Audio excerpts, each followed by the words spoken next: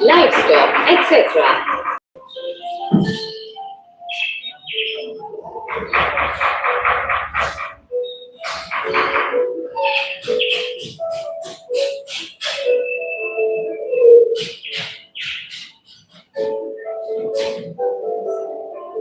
Abiotic resources. All those things which are composed of non-living things are called abiotic resources. For example, rocks and metals.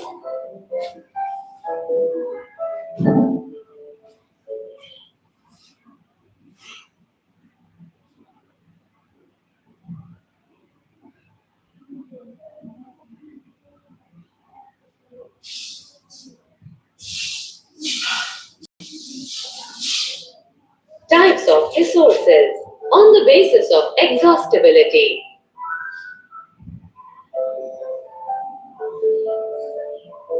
Renewable resources. The resources which can be renewed or reproduced by physical, chemical, or mechanical processes are known as renewable or replenishable resources.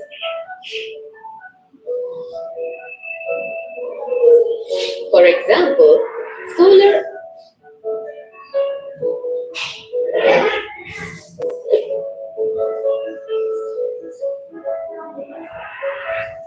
and wind energy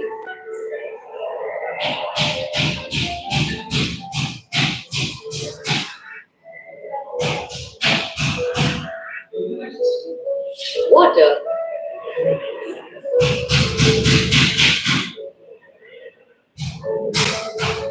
forest, and wildlife, etc.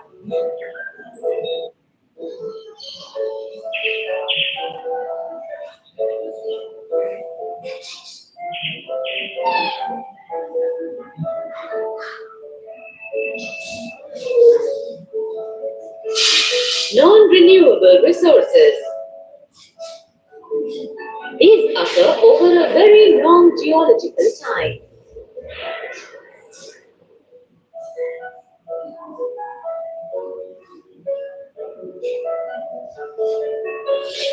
Minerals and fossil fuels are examples of such resources. These resources take millions of years in their formation.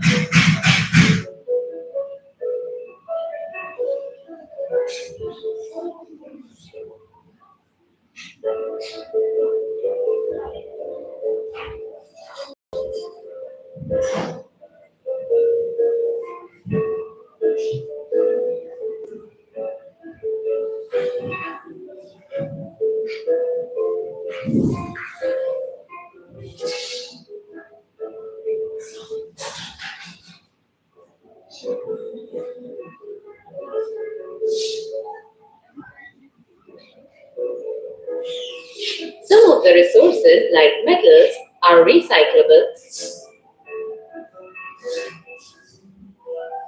and some, like fossil fuels, cannot.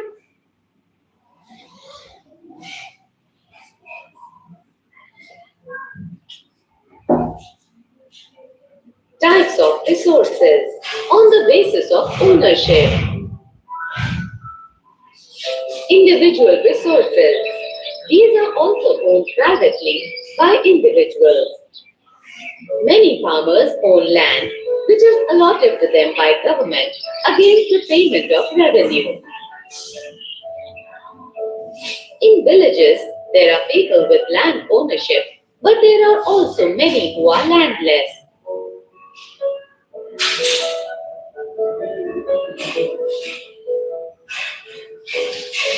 Urban people own plots, houses, and other property.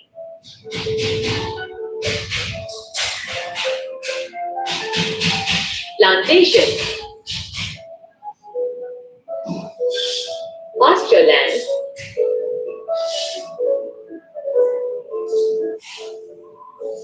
ponds,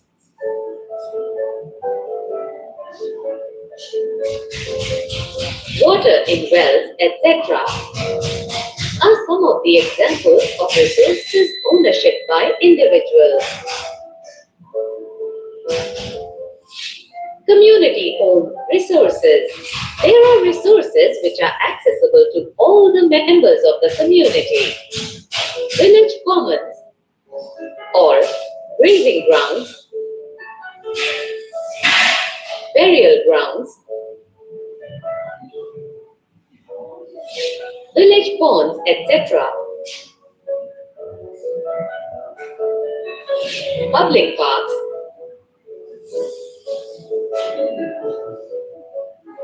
picnic spots,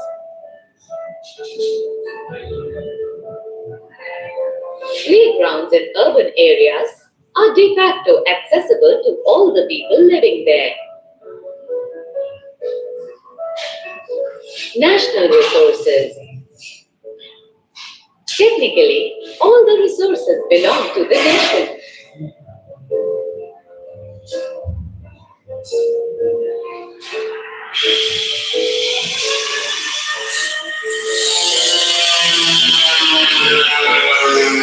The country has legal power to acquire even private property for public good.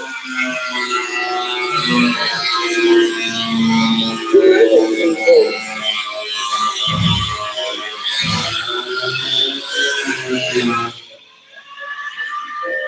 Canal,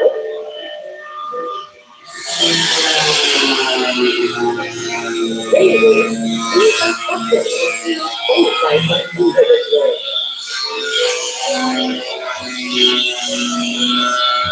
Urban development efforts. It empowers private government to acquire land.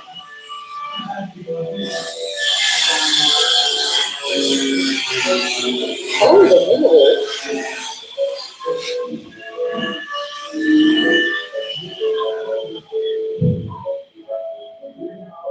water resources, forests, wildlife,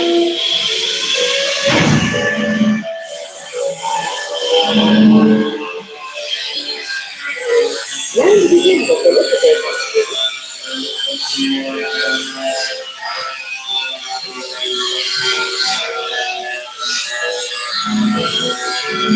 and oceanic areas up to nautical miles or 19.2 kilometers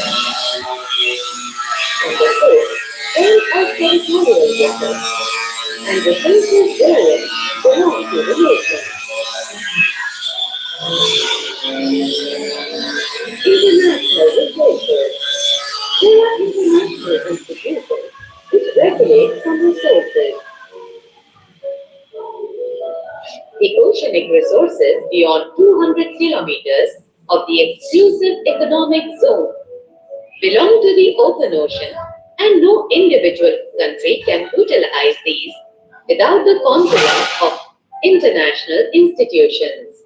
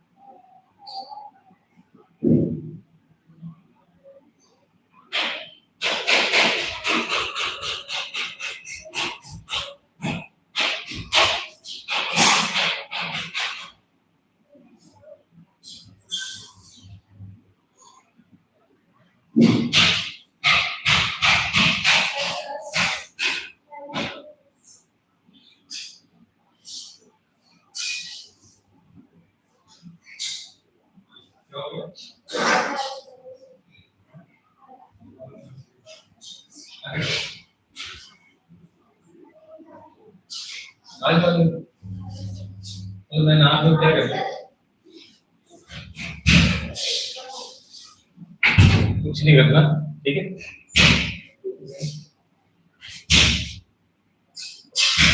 bag जाना जैसे ये चल रहा था। Types of resources on the basis of the status of development. Potential resources. Resources which are found in a region but have not been utilized.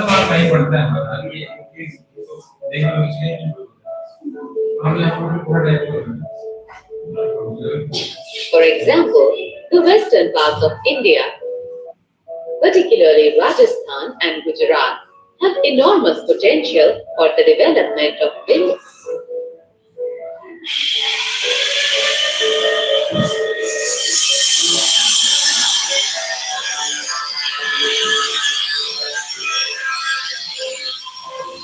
And solar energy.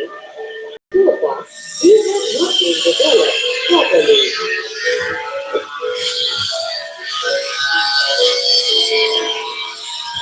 Develop resources.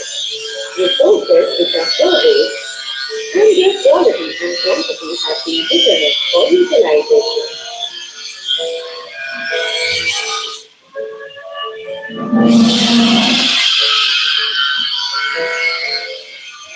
The development of resources depends on technology and the level of their feasibility.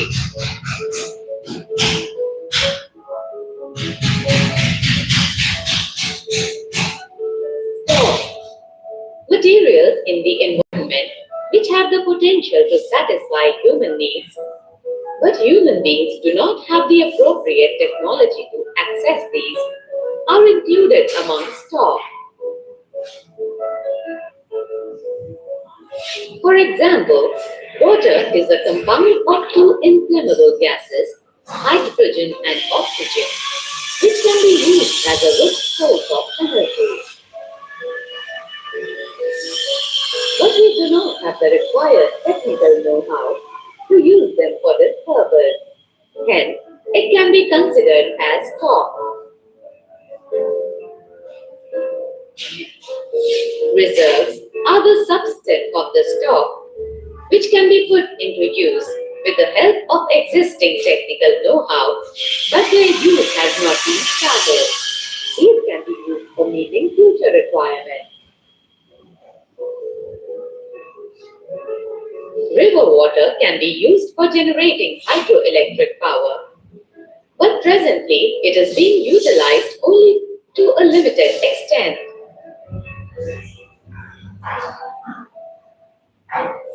Thus, the water in the dams, forests, etc., is a reserve which can be used in the future.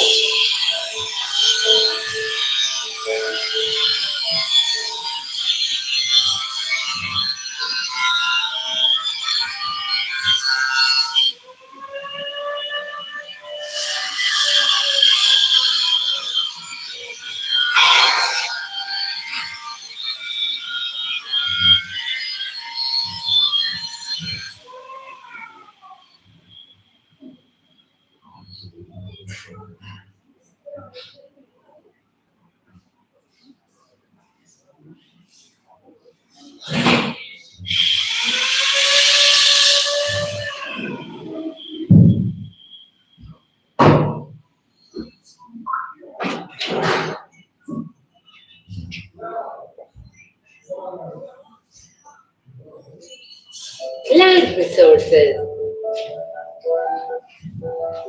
We live on land, we perform our economic activities on land, and we use it in different ways.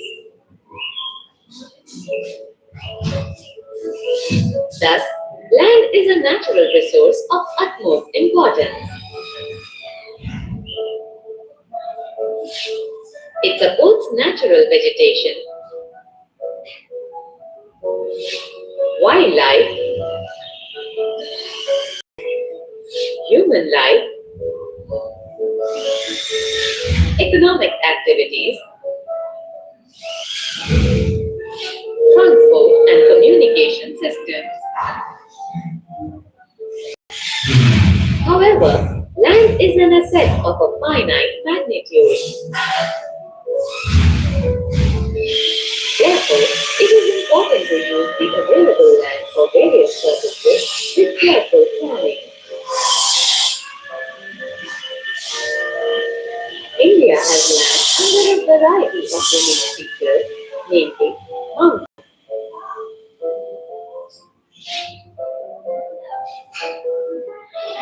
plateaus,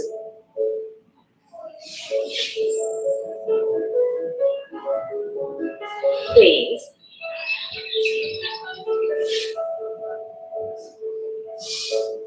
and islands. About 43% of the land area is plain, which provides facilities for agriculture and industry.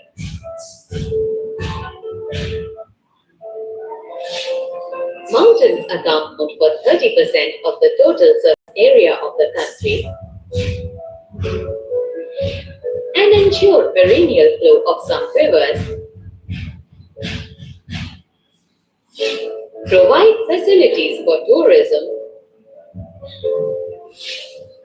and ecological aspects. About 27% of the area of the country is the plateau region. It possesses rich reserves of minerals, fossil fuels, and forests.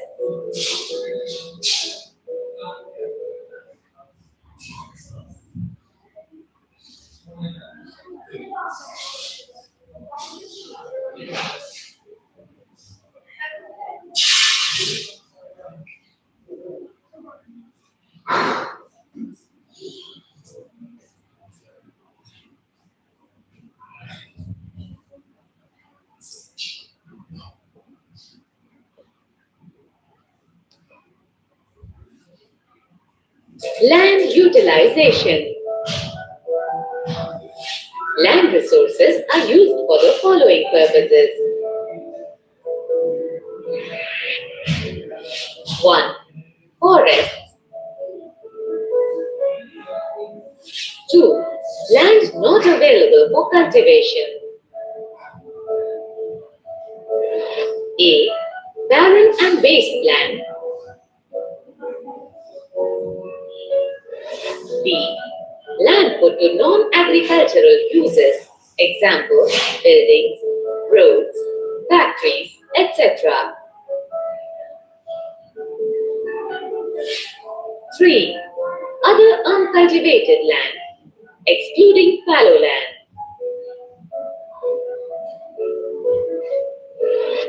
A. Permanent pastures and grazing land. B.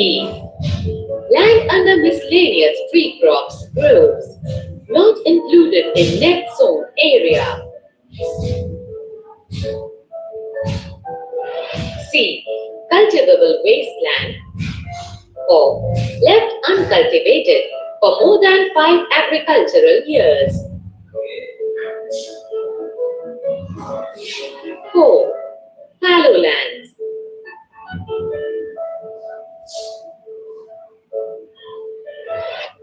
A. Current fallow or left without cultivation for 1 or less than 1 agricultural year. B. Other than current fallow or left uncultivated for the past 1 to 5 agricultural years. 5. Net zone area. Area sown more than once in an agricultural year plus net zone area is known as gross crop area.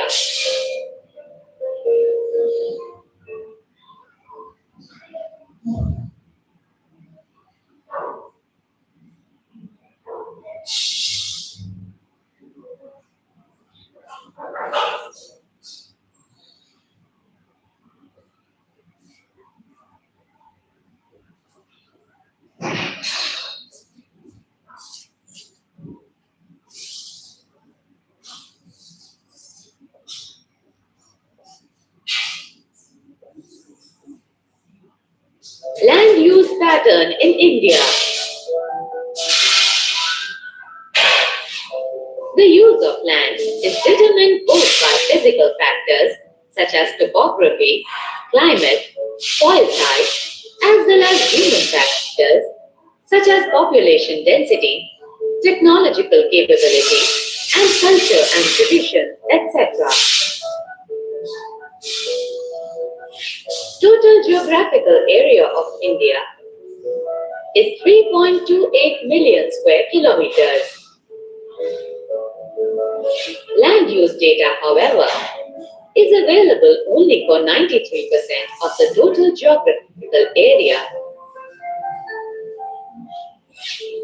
Because the land use reporting for most of the northeast states, except Assam, has not been done fully.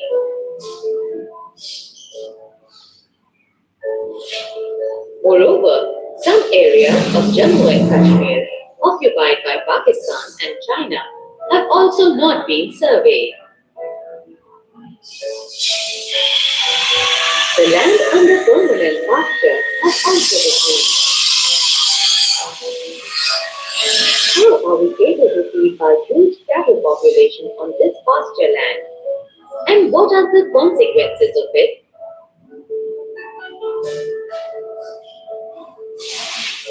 Most of the other than the current fallow lands are either of poor quality or the cost of cultivation of such land is very high.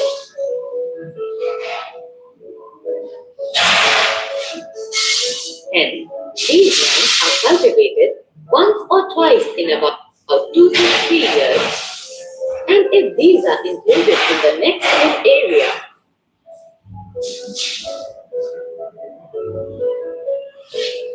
then the percentage of NSA in India comes to about 54% of the total reporting area.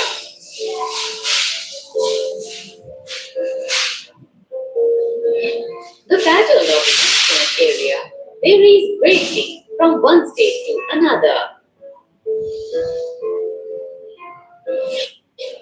It is over 80% of the total area in Punjab and Haryana,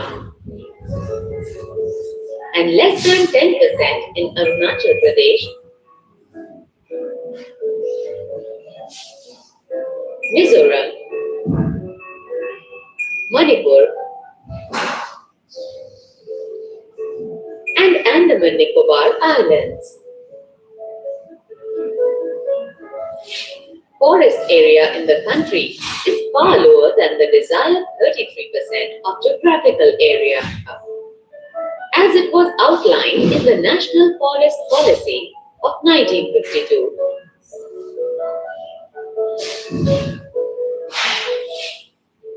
It was considered essential for the maintenance of the ecological balance.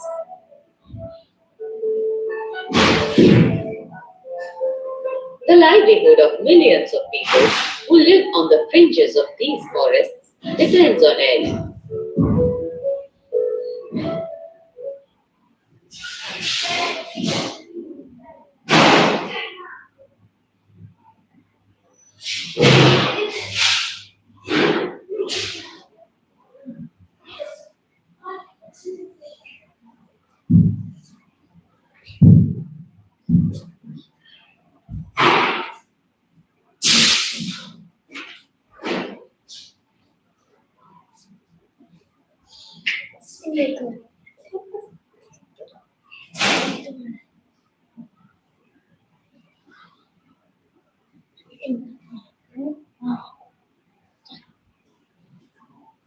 Wasteland.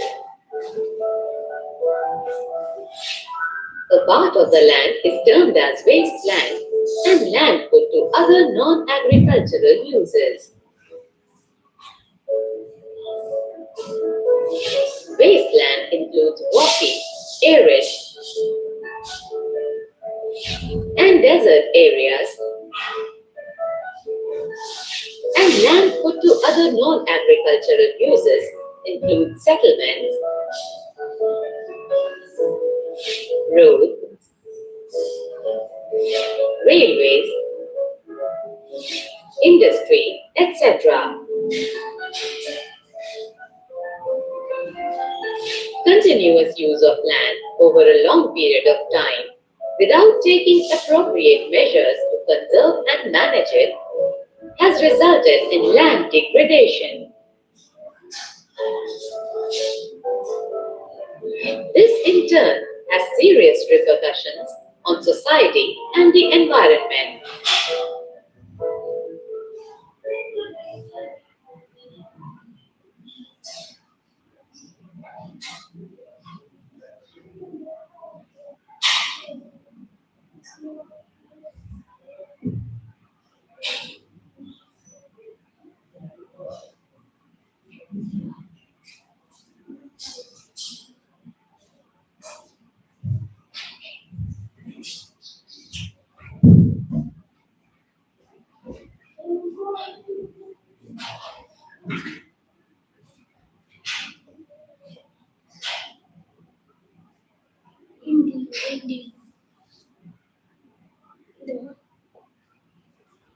Land degradation and conservation measures.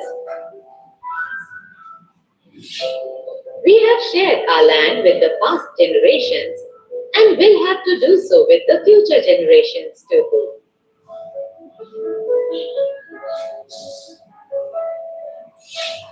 "95% of our basic needs for food, shelter, and clothing are obtained from land.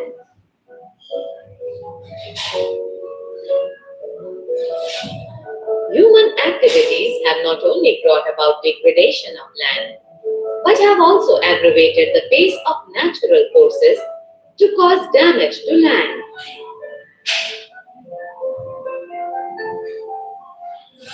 At present, there are about 130 million hectares of degraded land in India.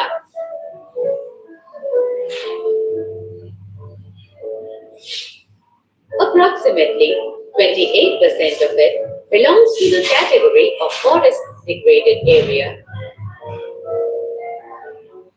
56% of it is water eroded area, and the rest is affected by saline and alkaline deposits. Some human activities, such as deforestation, overgrazing, mining, and quarrying too, have contributed significantly in land degradation. Mining sites are abandoned after excavation work is complete, leaving deep scars and traces of overburdening.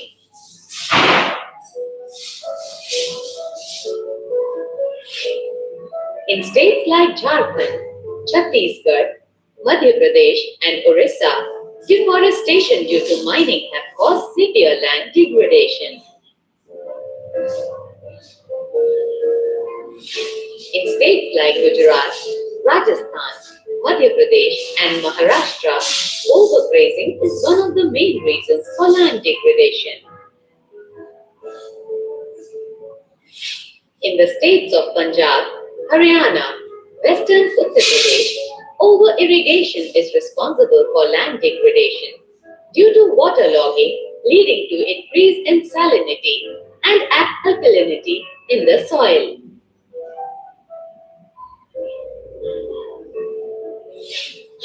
The mineral processing like grinding of limestone for cement industry and calcite and soapstone for ceramic industry generate huge quantity of dust in the atmosphere.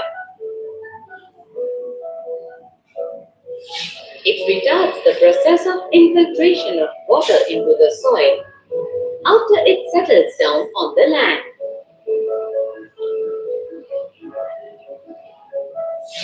In recent years, industrial effluents as waste have become major source of land and water pollution in many parts of the country.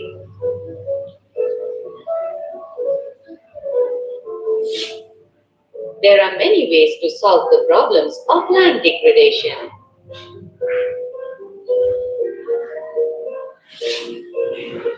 Forestation and proper management of grazing can help to some extent.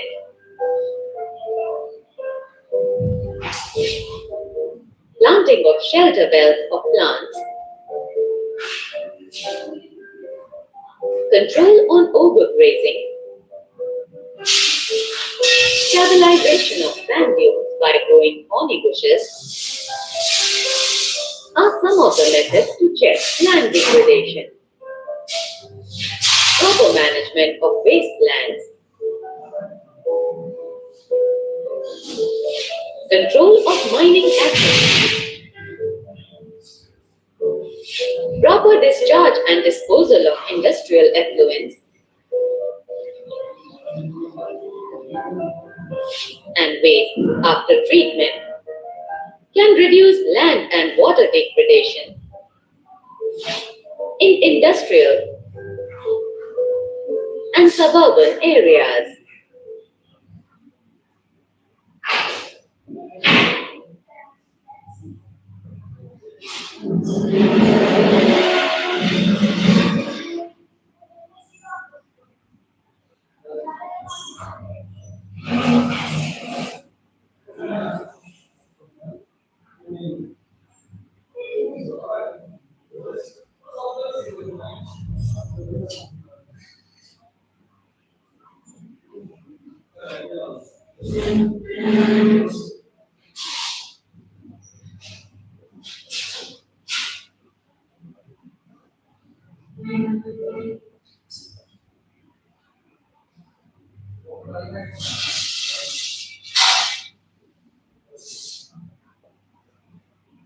Soil as a resource, part 1. Soil is the most important renewable natural resource. It is the medium of plant growth and supports different types of living organisms on the earth. The soil is a living system. It takes millions of years to form soil up to a few centimeters in depth.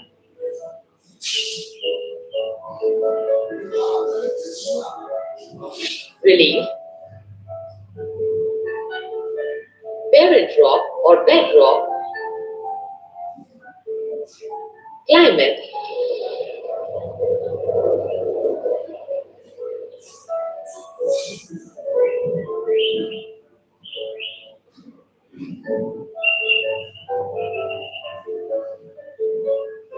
vegetation, and other forms of life and time are important factors in the formation of soil. Various forces of nature, such as change in temperature,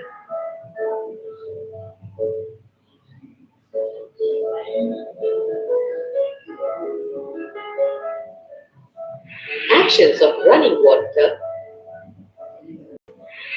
wind,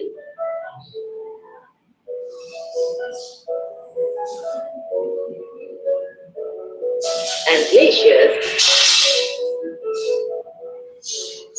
activities of decomposers, etc., contribute to the formation of soil. Chemical and organic changes which take place in the soil are equally important. Soil also consists of organic or humus and inorganic materials.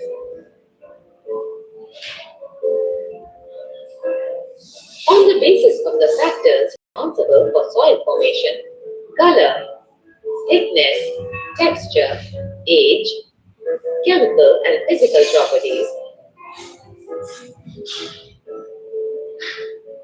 The soils of India can be classified in different types.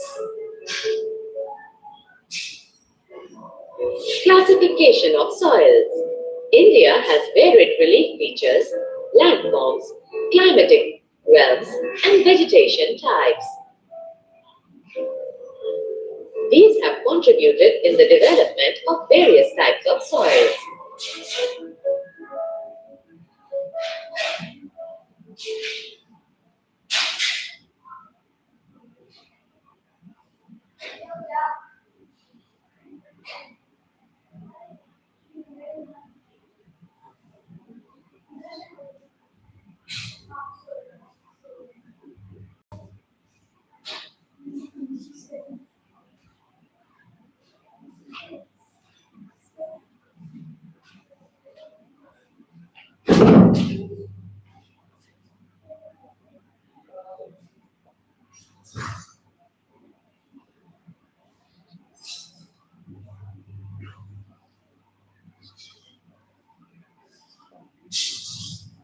Soil as a resource, Part 2.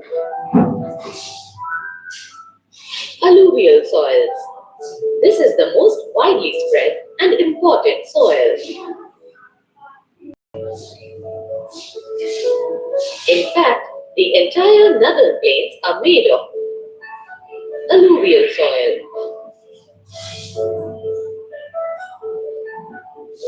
These have been deposited by three important Himalayan river systems: the Indus, the Ganga,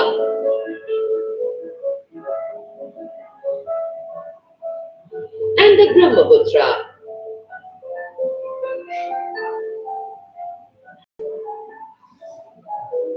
These soils also extend in Rajasthan and Gujarat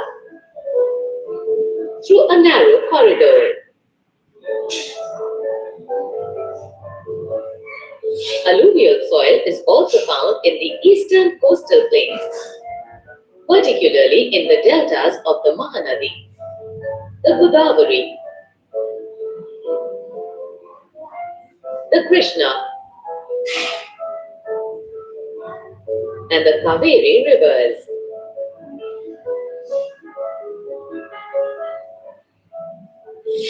The alluvial soil consists of various proportions of sand,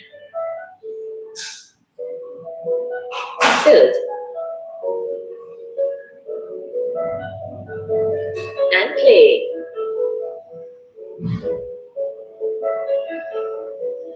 As we move inland towards the river valleys, soil particles appear somewhat bigger in size.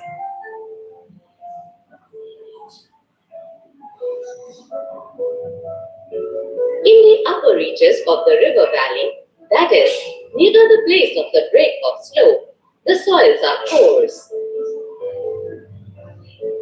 Such soils are more common in the Piedmont plains, such as Dwars, Chos,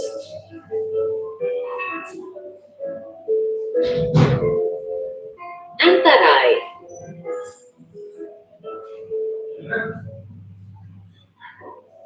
Apart from the size of their grains or components, soils are also described on the basis of their age. According to their age, alluvial soils can be classified as old alluvial or Bangar and new alluvial or Khadar.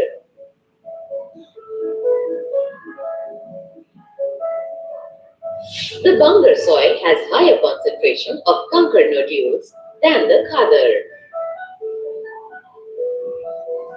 It has more fine particles and is more fertile than the Bangar.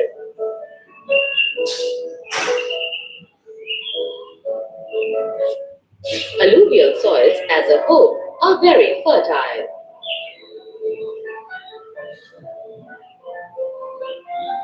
Mostly, these soils contain adequate proportion of potash, phosphoric acid, and lime,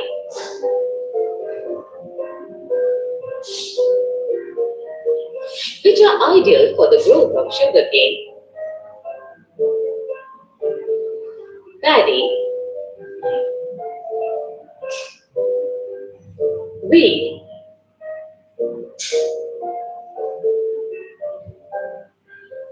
and other cereals,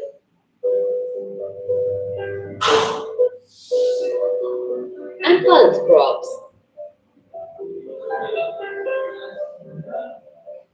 Due to its high fertility, regions of alluvial soils are intensively cultivated and densely populated.